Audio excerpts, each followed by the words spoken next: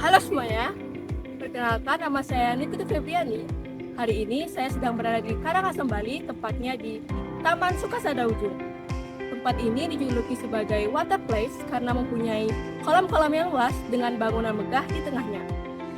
Selain tempatnya yang indah untuk berfoto, Taman Ujung juga mempunyai sejarah yang panjang dan sangat unik.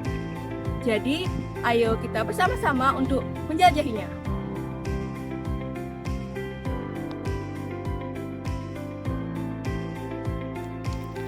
Taman Ujung Sukasada dibangun pada tahun 1909 oleh Raja Karangasem, yaitu I Gusti Bagus Jelantik yang bergelar Anak Agung Anglurah Ketut Karangasem.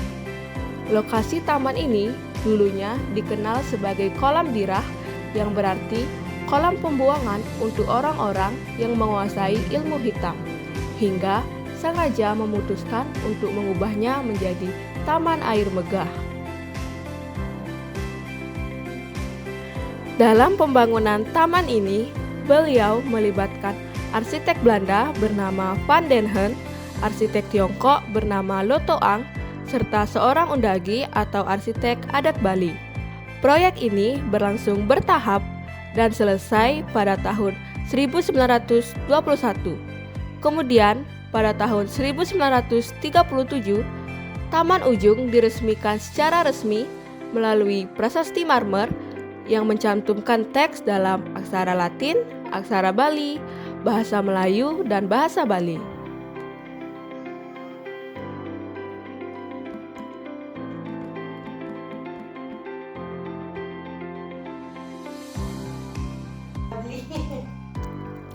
Kompleks taman ini bukan hanya berfungsi untuk peristirahatan keluarga raja, tetapi juga menjadi tempat upacara adat dan menyambut tamu kehormatan. Arsitekturnya menampilkan perpaduan budaya Bali, Belanda, dan Tiongkok. Arsitektur Bali tampak pada motif dekorasi berupa cerita wayang serta motif patra lainnya. Gaya Belanda terlihat pada bentuk bangunan bergaya Indis, sementara pengaruh Tiongkok tampak pada gapura, kolam segi delapan, dan balai bundar. Perpaduan inilah yang membuat Taman Ujung tampil megah sekaligus unik.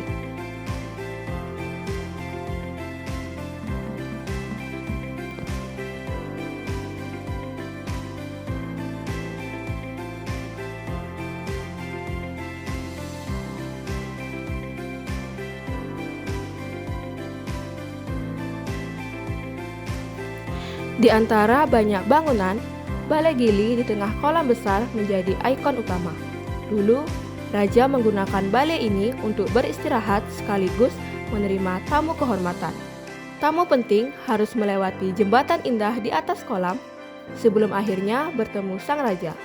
Selain Balai Gili, ada Balai Kambang, Balai Kapal, Balai Bundar, dan bangunan lain yang masing-masing mempunyai fungsi yang berbeda, mulai dari upacara adat, tempat bersantai, hingga kegiatan kerajaan. Kolam luas di sekitar bangunan bukan hanya elemen dekorasi. Dalam filosofi Bali, air adalah simbol kesucian dan keseimbangan hidup.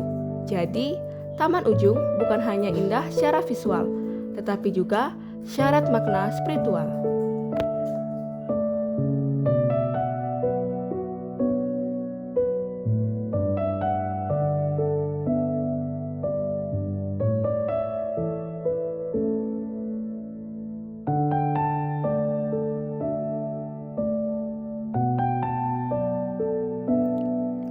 Kalau kita naik ke tangga di sisi barat, pemandangan Taman Ujung semakin memukau.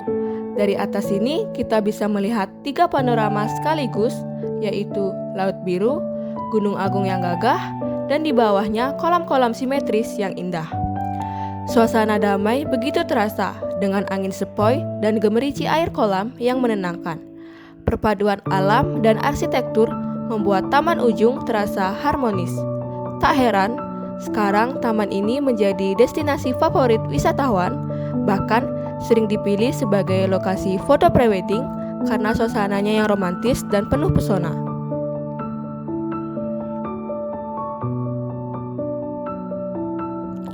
Namun, perjalanan Taman Ujung tidak selalu mulus. Pada tahun 1963, letusan besar Gunung Agung menghancurkan sebagian bangunan taman ini. Belum sempat pulih, gempa bumi tahun 1979 kembali memperparah kerusakan. Barulah pada tahun 2000, pemugaran besar dilakukan dengan bantuan Bank Dunia tanpa mengubah bentuk aslinya. Kini, Taman Ujung dikelola oleh ahli waris Puri Karangasem, tetapi tetap terbuka untuk umum sebagai destinasi wisata sejarah dan budaya.